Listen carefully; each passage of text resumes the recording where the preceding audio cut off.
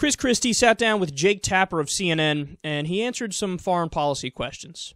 Knowing then what we know now, no WMD in Iraq, etc., was that the right decision to go to war? No, it wasn't.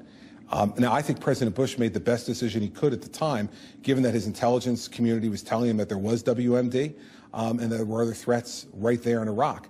But I don't think you can honestly say that if we knew then that there was no WMD, that the country should have gone to war. So my answer would be no.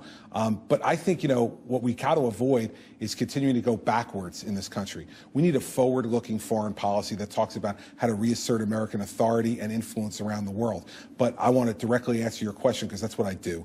If we knew then what we know now, and I were the President of the United States, I wouldn't have gone to war. But, we don't get to replay history. What lessons has the country learned, have you learned from that decision back in 2002, 2003? Well, I'm going to talk more about this next week, Jake, but I will tell you that I think one of the real mistakes that's being made right now in this country is a defunding and a weakening of the intelligence community. What we learned from the Iraq situation is there is almost nothing more valuable to a strong national defense than a strong, empowered intelligence community. Okay, so there's a mixed bag there. So the one area that everybody's focusing on and giving credit, and I'll give credit too, I think what happened is he looked at the response to Jeb Bush saying, yeah, I would have done Iraq, and how everybody was outraged left and right, and he was like, I'm not going to make that mistake. So he didn't make that mistake. And he did give the right answer, so credit where credit is due. He's saying, no, we should know what we know now. Of course we shouldn't have done Iraq. So I like how I'm giving credit for somebody just saying something that everybody else in the country knows to be true. But that's the thing about the Republican Party. The bar is so low that when somebody says something that should be obvious, we're like, oh, yes, well done. You're not as dumb as all the other dumb Republicans. Well done. But still, I know I'm being, what's the right word? Facile here, but nonetheless, credit to Chris Christie for saying that we shouldn't have done Iraq. But the other things are really concerning to me, though. Virtually everything else he said lets us know that he would still be fairly hawkish on the issue of foreign policy, because he slipped it in there. I don't know if you heard it.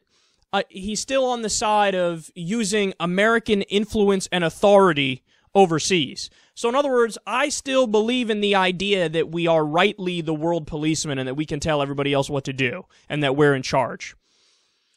I'm sorry, but I agree with the libertarians 100% on this one. I don't think we should be in that position at all. Unfortunately, the Democrats and the Republicans agree on that. They just have a disagreement as to how you do it, right? But I'm on the side of the libertarians and the progressives where we say, no, we don't even have the right to do that. This idea of there's a world order and we uphold it and we're in charge because we're the imperialist power and that's the end of the conversation. No, that's not the end of the conversation. The conversation should be, if you really think about this logically, if you apply the same standards to us that we apply to other people, we need to think, how would we feel if Iran or Russia or Switzerland decided, oh, we get to act in the way America acts. So out of nowhere, you have Bolivia setting up 900 military bases around the world. Out of nowhere, you have Bolivia spending billions of dollars on their military, and they get more aggressive, and they start funding proxy wars and things of that nature. How would we react to that? I think our reaction would be, WTF, dog, what are you doing? That you're not allowed to do that. No, you're an aggressive actor here, and, you need to be tamed. Well, if we look at it like that when somebody else does it, why wouldn't we apply the same standards to ourselves? Why should we have the right to be involved in a military conflict in at least 6 different countries right now that we know of? Iraq, Afghanistan, Syria, Pakistan, Yemen, Somalia. Either drone wars or all-out wars. 6 places. If anybody else was doing that, we'd say they're the biggest threat to peace by far in the world. But when we do it, it's okay by definition. And I disagree with that kind of thinking. I think it's insanely hypocritical and dumb, because we're not making anything better. We're making shit worse. We're making people hate us more.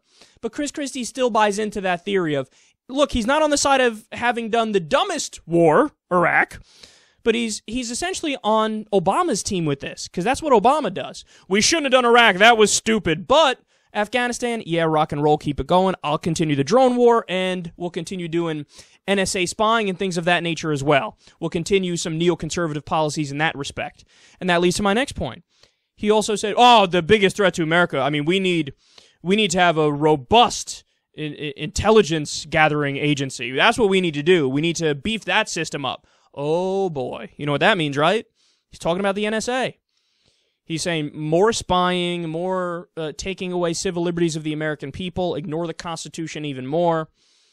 And it's unfortunately at the point where it's as if nobody's on the right side in that debate. I mean, maybe Elizabeth Warren is, maybe Bernie Sanders is, but those are all the outside contenders, essentially, to try to be president of the United States. Elizabeth Warren isn't even running. Bernie Sanders is, but virtually all the other Democratic candidates, all the Democratic establishment politicians, and certainly all the Republicans, they're all on the side now of, yes, more NSA spying. Yes, let's continue to restrict civil liberties. Yes, let's re-up the Patriot Act. Maybe Rand Paul is better than some of the other Republicans on that issue. So it's not the case that no Republicans are on the right side, but if anything, it's only Rand Paul on the right side of that issue sometimes. So it's a terrible situation, man, when we're looking at a candidate that's still for American imperialism, still for unconstitutional NSA spying, but we do have to give him a little bit of credit because he's not in favor of the dumbest war, the Iraq War. That's a really sad state of affairs in American politics.